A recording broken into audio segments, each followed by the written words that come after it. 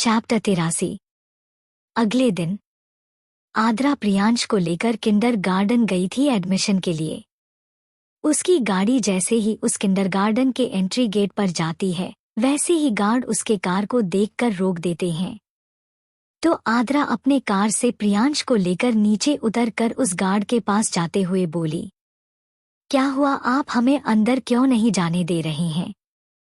तो वह गार्ड बोला, I am sorry madam, but school में सिर्फ हाई क्लास के बच्चे पढ़ाई करते हैं और आपको देखकर नहीं लगता कि शायद आप उतना फी भी अफोर्ड कर सकती है। गार्ड ने इसलिए बोला था क्योंकि आद्रा ने एक सिंपल ब्लैक टॉप और ब्लैक जीन्स पहना हुआ था और उसका कार भी ज्यादा हाई रेंज का नहीं था। तभी प्रियांश उस गार्ड पर चिल्लाते हुए बोला, हे गार्ड अंकल, मेरी मम्मा के पास बहुत सारा पैसा है, और फिर वह अपने दोनों हाथों को फैला देता है। तो गार्ड बोला, मैडम अगर आप अंदर चले भी जाइएगा तो सिर्फ वेटिंग एरिया में वेट करना पड़ेगा, क्योंकि इस स्कूल में एडमिशन लेने के लिए बहुत बड़े बड़े कनेक्शन चाहिए। तो आद्रा बोली, बस मुझे एक बार जाने दीजिए। तो वह गार्ड बोला, ओके मैडम। उसके बाद आद्रा कार में बैठकर उसे स्कूल के ग्राउंड में ले जाकर रोक देती है और फिर वह वहां से प्रिंसिपल केबिन की ओर जाती है। तभी वहां एक स्टाफ उसे रोकते हुए बोला, मैम आप कहाँ जा रही है, क्या आपके पास अपॉइंटमेंट लेटर है? तो आद्रा अपने मन में बोली, लगता है अपना रियल आइडेंटिटी इन लोगों को बताना ही पड़ेगा। लेकिन वह फिर कुछ सोचकर वेटिंग एरिया में बैठ जाती है। तभी एक और लेडी 3 साल के बच्ची के साथ प्रिंसिपल केबिन से निकलती है और जब उसकी नजर आद्रा पर जाती है तो वह उसकी खूबसूरती देखकर जल भून जाती है और फिर वह उसके पास आते हुए बोली, लगता है अब यह स्कूल 2 कौड़ी के लोगों के बच्चे का भी एडमिशन लेने लगे हैं। तो प्रियांश उन पर कुछ बोलने ही वाला था कि आद्रा ने उसे रोक दिया, इसलिए वह गुस्से से वहां से उठा और थोड़ी दूर पर चला गया और अव्यांशी के पास कॉल लगा दिया। इधर अव्यांशी एआर कारपोरेशन के लैब में बैठी हुई थी और तेजी से अपनी उंगलियों को लैपटॉप पर चलाए जा रही थी। तभी वहां पर हर्ष आया और बोला, मार्केट में एक नया डुप्लीकेट ड्रग्स फैल रहा है जो कि R18 ड्रग्स के जैसा ही है, और जो भी उसे ड्रग्स को ले रहा है उसके अंदर हाथियों का शक्ति आ जाता है। तो अव्यांशी अपने हाथों को लैपटॉप पर चलाते हुए ही बोली, इसके बारे में और पता लगाओ, और क्या तुमने मालूम किया कि अभी तक कितने लोगों को R18 का 17वां डोज दिया गया है? तो हर्ष बोला, यस बॉस, अभी तक हमने जितने भी हॉस्पिटल से रिकॉर्ड चेक किए हैं उसमें से 4 लोगों के बारे में पता चल रहा है जिसके मुंह से 1 साल से कम वक्त से खून की उल्टियां हो रही है और साथ साथ में बीमारी का इलाज भी नहीं पता चल रहा है। तो अव्यांशी बोली, उनका नाम? तो हर्ष बोला, जेनी, रोज, मेरी और लिली। तो अव्यांशी बोली, यह कैसा नाम है? तो हर्ष बोला, यही नाम से रिकॉर्ड दर्ज है।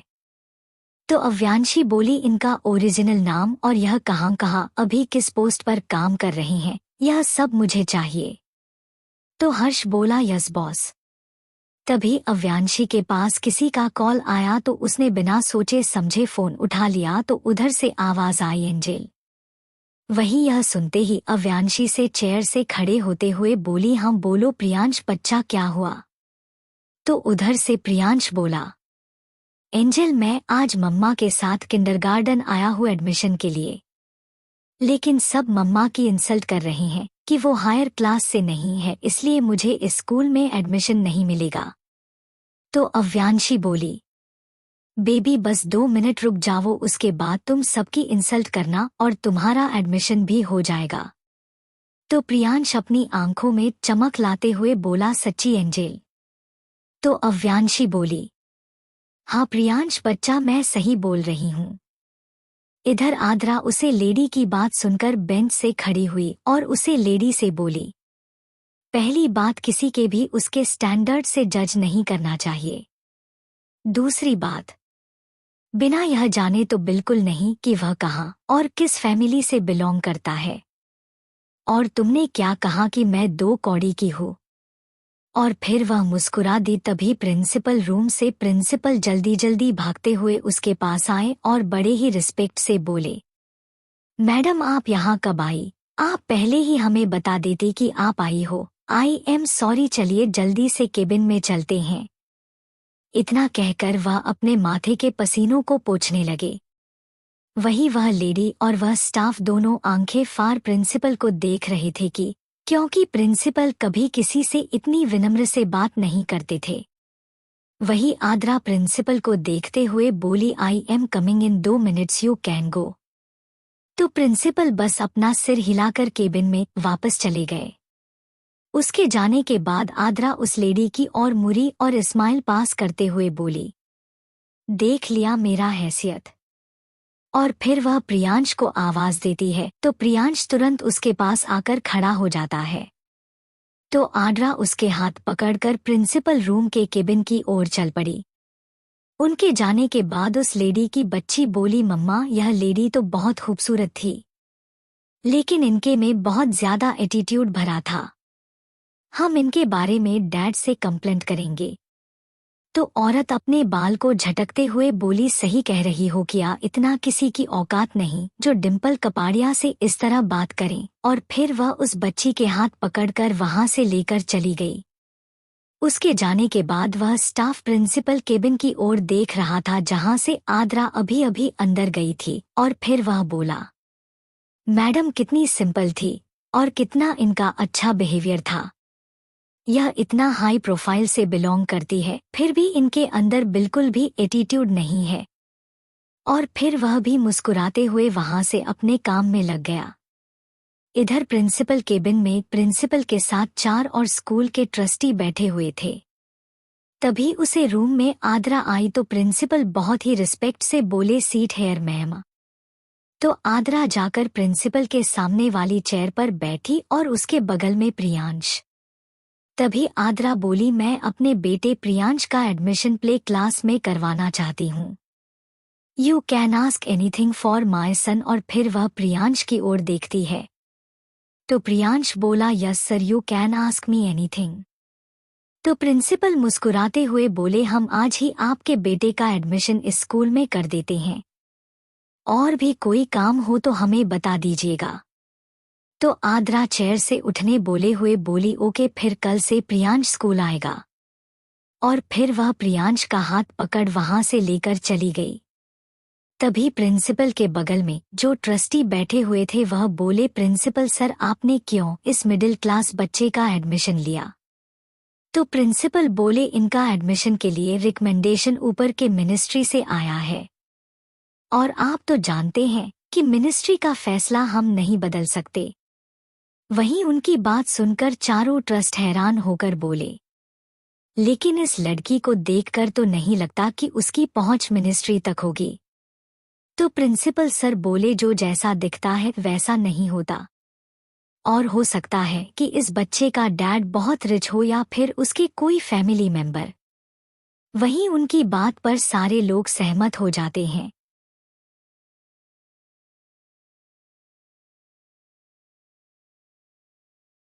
चैप्टर 84।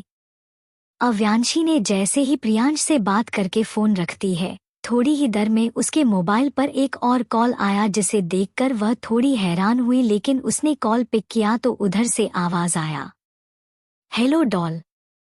वही डॉल सुनकर एक पल के लिए अव्यांशी के आंखों में कुछ इमोशन दिखा, लेकिन फिर वह सर्द आवाज बोली, हूँ, बोलिए आदित्य खुराना। तो आदित्य बोला, मुझे आपसे मिलना है।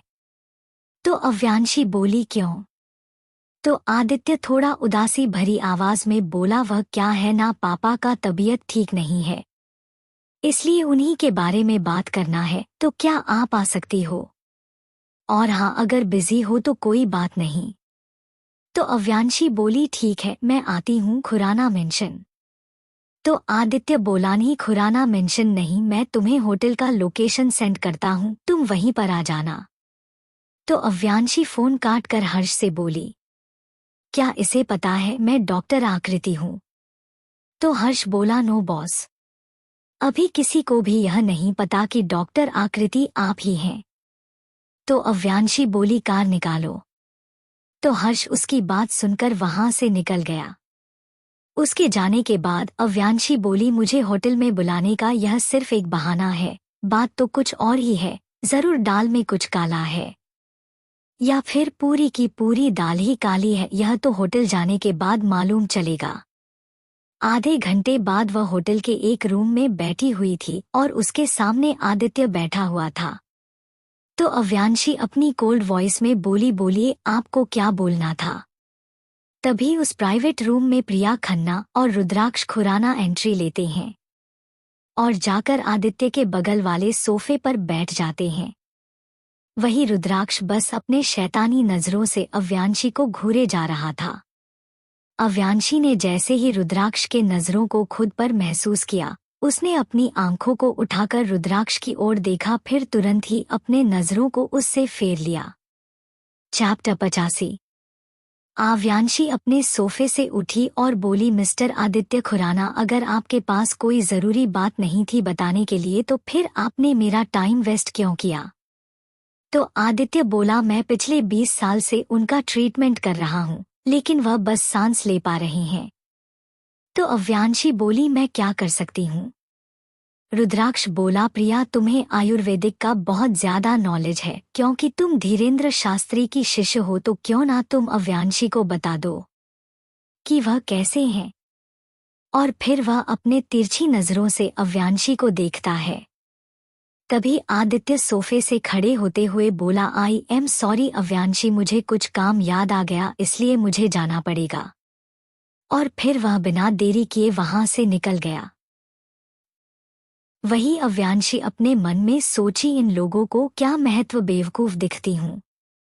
तभी रुद्राक्ष बोला, Priya you are looking so hot. वही प्रिया जो कब से रुद्राक्ष को चुपके से निहारे जा रही थी, उसके मुंह से अपना तारीफ सुनकर वह फुले नहीं समाई। और फिर तुरंत ही उसने जो क्रॉप टॉप और स्कर्ट पहना था, स्कर्ट को थोड़ा सा ऊपर कर दी, जिससे उसका थाई पूरी तरह से रिवील होने लगा।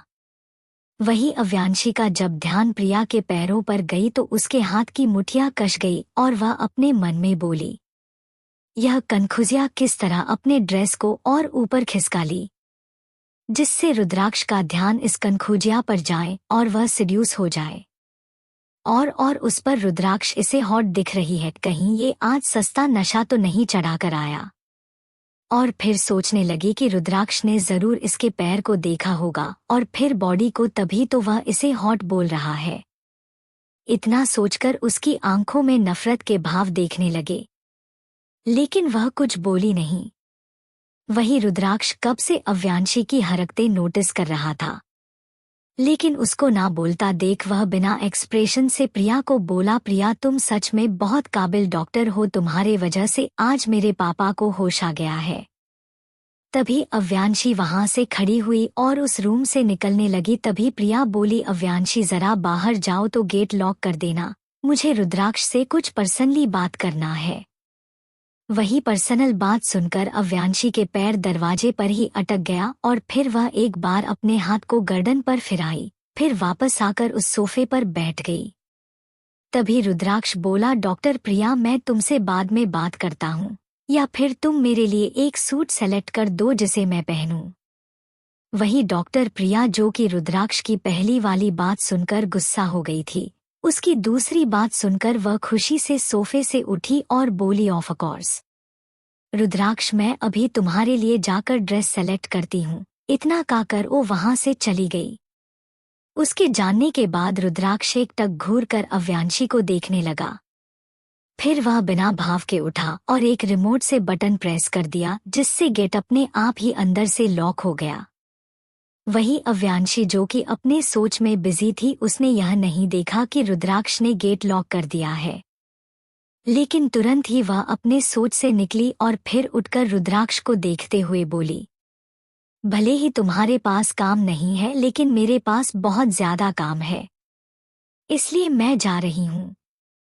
और फिर वह वहां से एक कदम आगे बढ़ी, लेकिन रुद्राक्ष ने तुरंत उसके एक हाथों को पकड़कर खींच दिया, जिससे वह सीधा जाकर रुद्राक्ष के सीने से टकरा गई। लेकिन अव्यांशी तुरंत रिएक्ट करते हुए उसको पीछे धक्का देकर बोली, यह क्या बेहुदा हरकत है मिस्टर। तो रुद्राक्ष बोला, मैंने कहा था ना कि मैं तुमसे धोखे का बदला लेकर रहूंगा। और फिर वह तुरंत पास में ही रखे टेबल से एक हथकड़ी उठाया और अव्यांशी के दोनों हाथों में लगा दिया।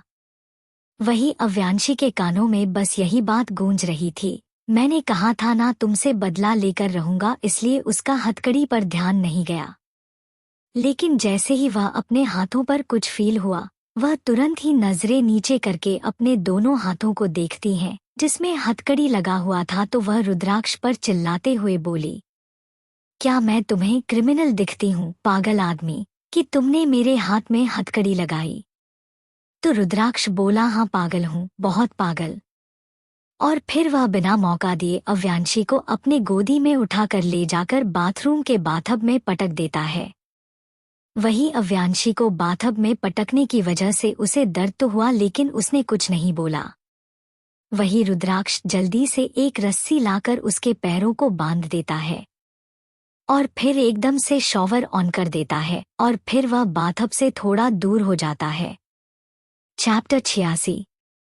वही जब शॉवर का पानी अव्यांशी के बॉडी पर गिरा तो अव्यांशी एक पल के लिए सिहर गई और फिर वह अपने मन में बोली, इतना ठंडा पानी, यह पानी तो बिल्कुल बर्फ जैसा लग रहा है।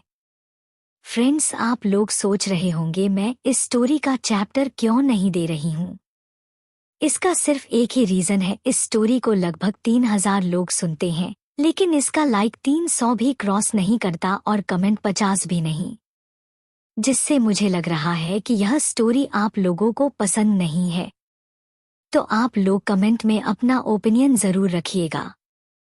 और फिर वह एक नज़र पीछे घुमाकर रुद्राक्ष को देखती हैं, जो बाथरूम के डोर पर अपने दोनों हाथों को फोल्ड कर सीने पर रख उसे ही देखे जा रहा था।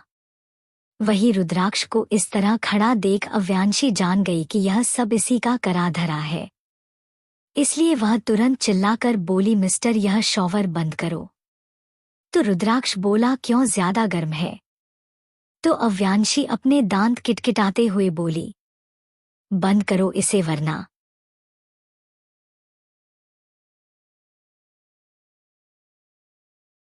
अभी उसने ही कहा था कि रुद्राक्ष तुरंत उसके पास आकर उसके जैकेट को फाड़ देता है। अब अव्यांशी पूरी तरह से ऊपर टी शर्ट और नीचे जीन्स में थी। वही अव्यांशी भी अब जान चुकी थी कि इस पागल इंसान से बोलने से कोई फायदा नहीं है, इसलिए वह बाथटब पर अपने सर को टिकाई और फिर अपनी आंखों को बंद कर ली। वही उसको ऐसा करता देख रुद्राक्ष अपनी छोटी आंखें कर अव्यांशी को देखता, फिर एक झटके से बाथरूम से निकालकर सिगरेट निकालकर उसके अपने होठों को बीच दबाकर लाइटर से ऑन कर सिगरेट का कश लेने लगा। और फिर वह सिगरेट का कश लेते हुए ही एक किंग साइज चेयर पर अपने पैरों को पैर चढ़ाकर बैठकर सोचने लगा कि अव्यांशी ने उसे क्या ऑफर दिया था कि वह उसके साथ एक रात गुजारे। लेकिन फिर उसका चेहरा खतरनाक हो गया, क्योंकि उसे यह याद आया कि कैसे अव्यांशी ने उसे कहा था कि वह हर रोज एक नए मर्द के साथ बिस्तर पर सोती है। जिससे रुद्राक्ष तुरंत ही अपने चेयर से खड़े होते हुए बोला, baby doll, baby doll, baby doll, तुमने हिम्मत कैसे की अपने लिए इतनी घटिया बातें करने की।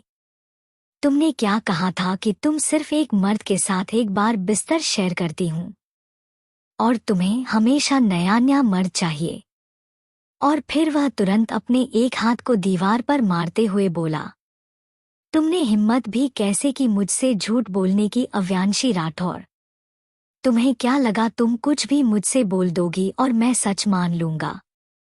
और पता है आज तुम उस बाथरूम में क्या कर रही हो, क्योंकि तुमने खुद के बारे में इतना बेहुदगी, इतना बेकार बातें बोली और तुमने खुद का कंपेयर एक बाजारू लड़की से किया, जिसकी वजह से पता है मेरे पर क्या बीती। और फिर वह एक बार और दीवार पर हाथ मारता है, जिससे उसके दोनों हाथों से हल्का हल्का खून निकलने लगा, लेकिन वह उसे इग्नोर कर देता है।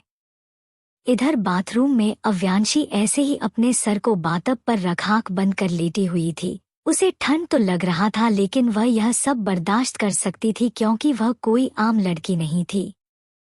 जो कि यह दर्द बर्दाश्त ना कर सके। वह उससे भी कई ज्यादा दर्द बर्दाश्त कर सकती थी।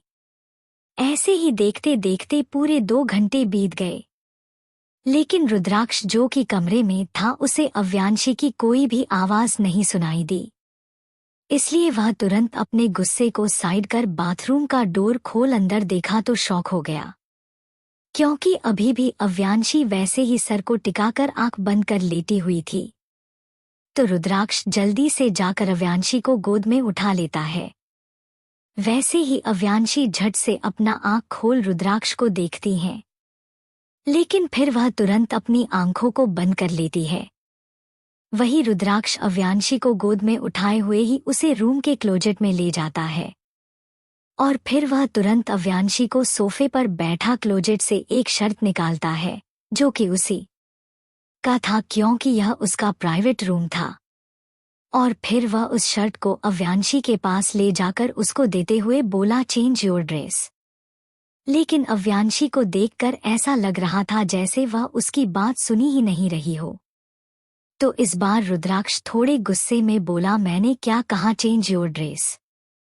फिर भी अव्यांशी ने कुछ रिएक्ट नहीं किया, जिससे इस बार रुद्राक्ष को गुस्सा आ गया और वह बोला, अब तुम्हारे कपड़े को मैं चेंज करूंगा। इतना कहकर वो सोफे के पास जाकर अव्यांशी को टच किया कि अव्यांशी बेसुध होकर उसके बाहों में गिर पड़ी, जिसे रुद्राक्ष जल्दी से उसे सोफे पर अच्छे से लेटा देता है और उसके गालों को थपथपाते हुए बोला, get up baby doll, get up. लेकिन अव्यांशी में कुछ रिएक्ट नहीं किया। तो इस बार रुद्राक्ष अपने कांपते हाथों से अव्यांशी के गालों को सहलाते हुए बड़े प्यार और डर के साथ बोला, बेबी डॉल व्हाट हैपेंड। लेकिन अव्यांशी ने फिर भी कुछ रिएक्ट नहीं किया। तो इस बार रुद्राक्ष जल्दी से अपने पॉकेट से फोन निकालकर किसी के पास कॉल लगाकर बोला, you have 5 minutes to come my location. इतना कहकर उसने फोन काट दिया और फिर अव्यांशी को वहां से उठाकर ले जाकर बेड पर लेटाया और जल्दी से उस रूम से बाहर निकला। तो उसे सामने एक होटल का स्टाफ दिखी, तो वह उसके पास जाकर अपने कोल्ड वॉइस में बोला, कम विथ मी। वही वह औरत रुद्राक्ष का इतना सर्द आवाज सुनकर ही डर गई, इसलिए उसने बिना कुछ बोले ही वह रुद्राक्ष के पीछे चल पड़ी। वही रूम में आकर रुद्राक्ष बिना भाव से उस औरत से बोला, चेंज हर ड्रेस, और फिर वह उस रूम से निकल गया। वही वह स्टाफ डर के मारे जल्दी से जाकर अव्यांशी के ड्रेस को चेंज करने लगी।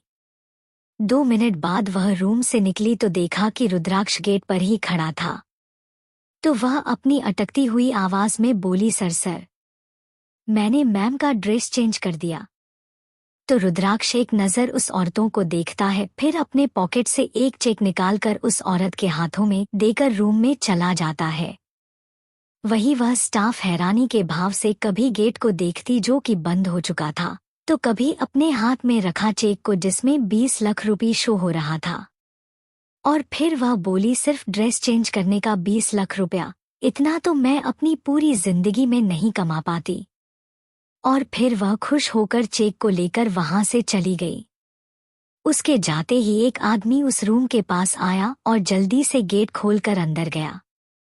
तो अंदर का नजारा देख वह अपनी पलकें झपकाना ही भूल गया, क्योंकि अंदर रुद्राक्ष बेड पर बैठकर अव्यांशी के सिर को अपने पैरों पर रख बड़े ही प्यार से अव्यांशी के बालों को टॉवेल से पोंछ रहा था। वही रुद्राक्ष जब किसी को नजरों को खुद पर महसूस करता है तो वह जल्दी से अपने सर को घुमा कर गेट के पास देखता है। तो वह आदमी डर गया और फिर जल्दी जल्दी वो आगे आते हुए बोला, बॉस आई एम सॉरी, मैंने कुछ नहीं देखा। रुद्राक्ष अव्यांशी के सर को अपने पैर से हटाकर तकिया पर लगाकर खड़े होकर पहले अपने हाथ में पहने वॉच में टाइम देखता है, फिर अपने दोनों हाथों को पॉकेट में डालकर कोल्ड वॉइस में बोला, you are 40 second late Rohan, you need punishment. तो रोहन जल्दी से रुद्राक्ष के पास जाकर बोला, सॉरी बॉस, मैं लेट नहीं था बल्कि मैं आ चुका था। तो रुद्राक्ष घूर कर उसे देखते हुए बोला, चेक हर इमीडिएटली। तो रोहन भी जल्दी से अव्यांशी के पास गया और उसके हाथों को पकड़ता है। वैसे ही रुद्राक्ष गुस्से में उस पर चिल्लाते हुए बोला, डोंट टच हर। तो रोहन डरकर थोड़ी दूर पर खड़ा हो गया और फिर रुद्राक्ष की ओर देखते हुए डर से बोला, बॉस, लेकिन अगर मैं इनको टच नहीं करूंगा तो पता कैसे चलेगा कि इन्हें क्या हुआ है? तो रुद्राक्ष बोला, तुमने अपने साथ लेडी डॉक्टर क्यों नहीं लेकर आए? तो रोहन अपने मन में बोला, पहले तो उन्होंने फोन करके सीधा कहा कि 5 मिनट में पहुंचो, नहीं तो अरे पहले वह मेरा अपना बॉस आदित्य खुराना परेशान करता था और आज पता नहीं उस साइको के भाई को भी कौन सा दौरा पड़ा हुआ है जो इस तरह बहकी बहकी बातें कर रहा है। तभी उसके माथे पर कुछ आकर लगा तो उसने अपना सर उठाकर देखा तो रुद्राक्ष गुस्से में उसकी तरफ शोपीस फेंक दिया था। तो रोहन जल्दी में बोला, बॉस, मैं अभी कोई लेडी डॉक्टर को बुलाता हूँ। तो रुद्राक्ष बोला, चेक माई बेबी डॉल, उसे कुछ नहीं होना चाहिए वरना। तो वह जल्दी से जाकर अव्यांशी के हाथ में उसके नब्ज को पकड़ कर चेक करता है। वही रुद्राक्ष अभी भी गुस्से में रोहन के हाथ को देख रहा था, लेकिन उसने कुछ नहीं बोला क्योंकि उसके लिए सबसे पहले अव्यांशी का जान बचाना जरूरी था, ना कि गुस्सा। वही रोहन जल्दी से पहले अंशी के हाथ को चेक करता, फिर उसके माथे और फिर गले को चेक कर रुद्राक्ष से कुछ ऐसा बोलता है जिससे रुद्राक्ष का होश ही उड़ गया। ऐसा क्या कहा रोहन ने रुद्राक्ष से कि रुद्राक्ष का होश उड़ गया?